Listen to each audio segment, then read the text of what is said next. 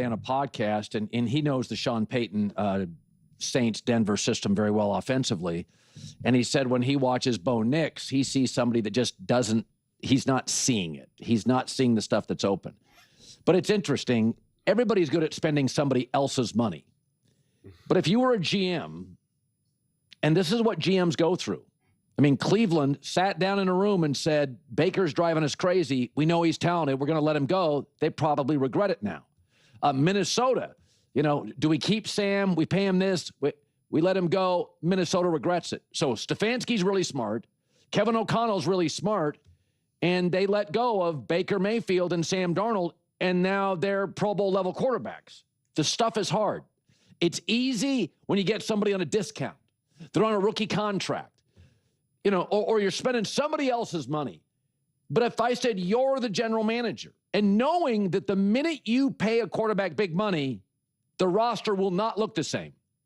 Like, for instance, if you paid Caleb Williams $290 million today, new contract, we got to let DJ Moore go. We got to let Joe Thuney go. We can't pay for all of it. You got to let, now I got Rome Odunze, and I'll still have Drew Dahlman and Jonah Jackson, but I probably got to let Joe Thuney go. Kansas City had to let Joe Thuney go.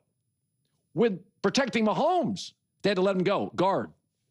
Okay, so all these things considered. Here are the quarterbacks in the NFL, 25 and under. There's 11.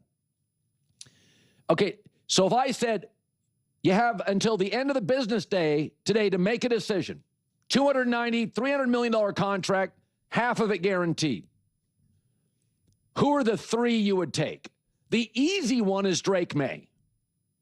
Drake May wasn't great last year. He was lousy in the opener against the Raiders, but the last 8-9 weeks, that's a franchise quarterback. Drake May's the easy one. You need 3 total. The next 2 I would take are C.J. Stroud, who's hurt again, and his passer rating the last 2 years is 89. Ain't great. Not really a starter. 89. And the next I would take is Caleb, and his 2 years in the NFL, year and a half, his passer rating hovers around 90. Not great. Okay? So, and even with Ben Johnson, it's like 92 and a half. That's not great. I'd like upper 90s. Okay? So the 3, 25 and under. And for our radio audience, I'll read you the quarterbacks. Jaden Daniels. Okay, I can't. He's hurt for the 4th time, a year and a half in. Jackson Dart. Lives in the blue tent.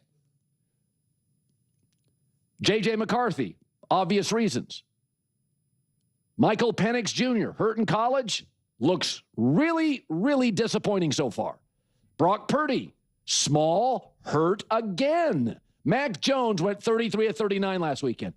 Has Brock ever done that? I'm just asking. Cam Ward, who knows? Bryce Young, probably not going to extend him. So you start looking at all these. My 3, one with no hesitation is Drake May. The next 2, C.J. Stroud has a couple of playoff wins, hurt again, 90 passer rating last 2 years. I would re-sign him. And Caleb, because I think with Ben, we're getting a truer version of himself, and it's about a 92 passer rating. But everybody bangs on Bo Nix. Let me remind you of Bo Nix. 2 things I want to remind you of. In the 4th quarter this season, he's basically number 1 at everything. First downs, game-winning drives, total touchdowns, second in yards. Really good in the 4th quarter. For the record, so is Caleb. The second thing is he's durable. He never gets hurt. Go look at that list again. Jackson Dart hurt. Jaden Daniels hurt. Bryce Young hurt. C.J. Stroud hurt. Everybody's hurt. Everybody's banged up. Bo Nix and Caleb Williams and Drake May, they don't get hurt. Sean Payton this week on Bo Nix and speeding up his game internally. I think it's a plus and a minus. I've said that before. I think one of his great strengths is not taking sacks. And so the clock in his head relative to that sense of urgency. So I think there is a fine line. I think that's a much easier problem to correct than the latter, which is taking the sacks. And historically speaking, has proven to be much more difficult to fix. Yeah, so he's probably letting go of the ball a step early, not a step late. He's playing a little fast, a little frenetic. But I'm always amazed by people that overlook durability. How many times is Brock Purdy going to be hurt? How many times is Jackson Dart going to go to the blue tent? You know, this is pretty funny because literally, what was it, Friday? I think it was, last Friday. Colin was like, the Broncos might draft another quarterback. And now he's like, stop overlooking Bo Nix. You know, his fourth quarter stats are amazing. You know, like, was he defending Bo Nix or is he ripping Bo Nix? Because he's saying he'll take Drake May, C.J. Stroud, and Caleb Williams. So obviously not Bo Nix. I'm not interested in having that conversation right now. Maybe I'll make that a separate video in terms of like, who would you pick? I'm not going to do that right now. I want to focus on the Denver Broncos and Bo Nix more than anything. I do think durability and health does mean something. You know, I don't automatically buy into, okay, just because this quarterback got banged up a couple of times means now that they're injury prone or something like that. I mean, C.J. Stroud has had no O-line for 2 years. And, you know, he got concussed against the Broncos. Like, those things just happen. You know, it just is what it is sometimes. But, yeah, I mean, it's just interesting to me. Colin's not really answering the question, is Bo limiting the Broncos' ceiling? I find it interesting what Sean Payton's saying about how his internal clock moves fast. And, you know, one of the best things about Bo is not taking the sacks and all of that type of stuff. And we can all see that he is extra sped up. And it is, in pretty much any aspect of life or profession, slowing down is easier than speeding up, right? So it is a better problem to have, that he is kind of just go, go, go, go, go, and it's just slowing things down. Because when you operate too slowly in the beginning, trying to speed that up, it's just like, and that's what a lot of times people talk about, like, you're a slow processor, like you're not seeing things fast enough. And I joked before that, like, in my own personal athletic career, and just personal life in general, like, I'm a very sped up person. And I just, you know, I always joke that I had many coaches that were like, slow down. And it was just like never comfortable for me, honestly. It was just like, no, like, I'm better. I'm more comfortable just like, you know, going up, like the whole, like, take a deep breath. And then, you know, and it's just like, no, I don't like that actually. Like, I like that's not, it's not how I operate. And honestly, I don't know what I would do right now if I was still playing and trying to compete at a high level. Like, I don't know if slowing down would be better for me. I honestly, and I don't know if it's necessarily that way for Bo Nix, but it is if you're not seeing the field, if you are missing throws, if you are getting the ball out in a way that is obviously not productive. And so that's why, you know, it's so interesting to me. I don't know the answer to this. And I'm sure if you asked 5 different coaches, they'd give you 5 different answers.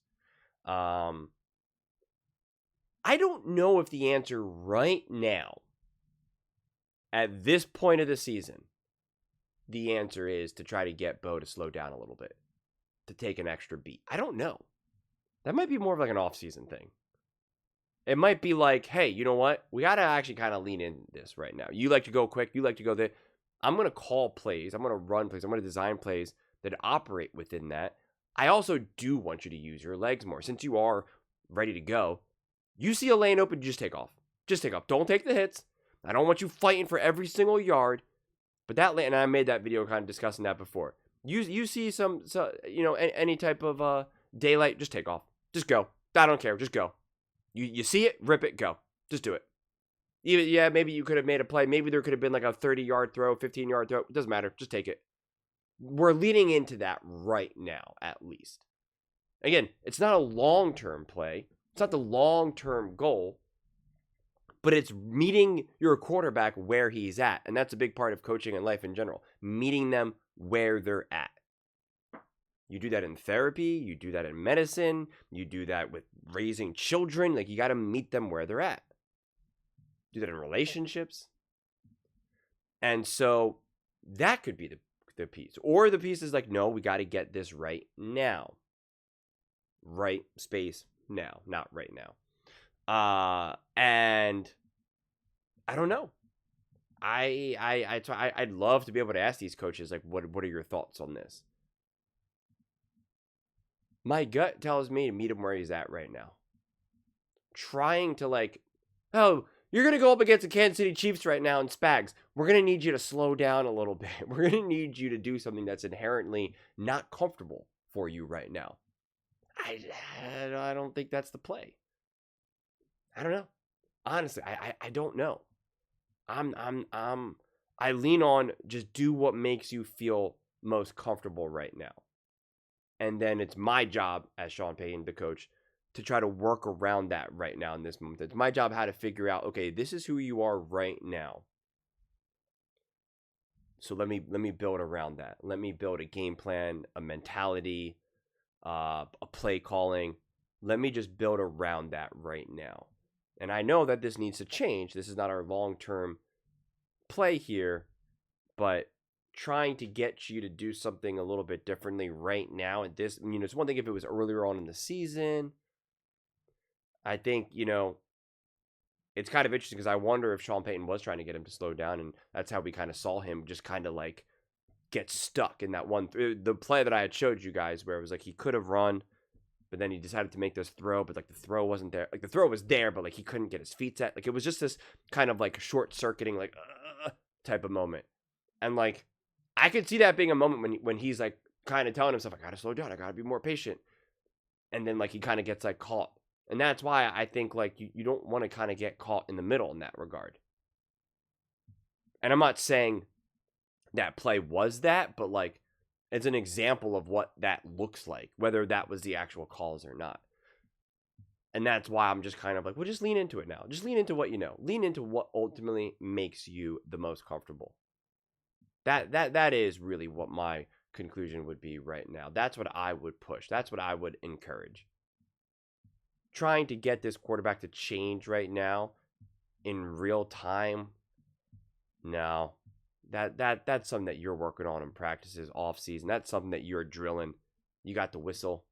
You're Sean Payton. You're clapping right next to him. Bump, bump, go. Right? You're not. I don't know if you're doing that in the game. I don't know. Maybe you do that again. Certainly not against the Chiefs, but like you do it against a lower opponent. Maybe when you're a little bit more comfortable. This is why coaches get paid a lot of money, because I think it also depends on how much progress you think you can show in throughout the course of a season, and what can be worked on. How uncomfortable is he slowing down? And that's why I'm speaking just from my own direct personal experience. It's very different, obviously. But like I'm just telling you from my direct personal, slowing down is genuinely uncomfortable for me. It is genuinely uncomfortable for me. I had plenty of coaches be like, slow down. They would grab my body and be like, you need to settle down. And it's just like, I'm not saying they were wrong. I'm just saying it's just not something that you could just do mid-season and be like, you just got to slow down. And then it's like, oh, that's all I got to do is just, slow down. It's just, it's an off-season thing. It's a winter workout type of thing. That's what it is. That's what it was for me. And like I said, I'm not Bo Nix. I'm not an NFL quarterback. I'm nowhere near that level. So this isn't me just, talking about myself for the sake of talking about myself. It's just trying to be like, there's an uncomfortableness to it all. And so I just see the value in leaning into it right now. So that's where I'm at.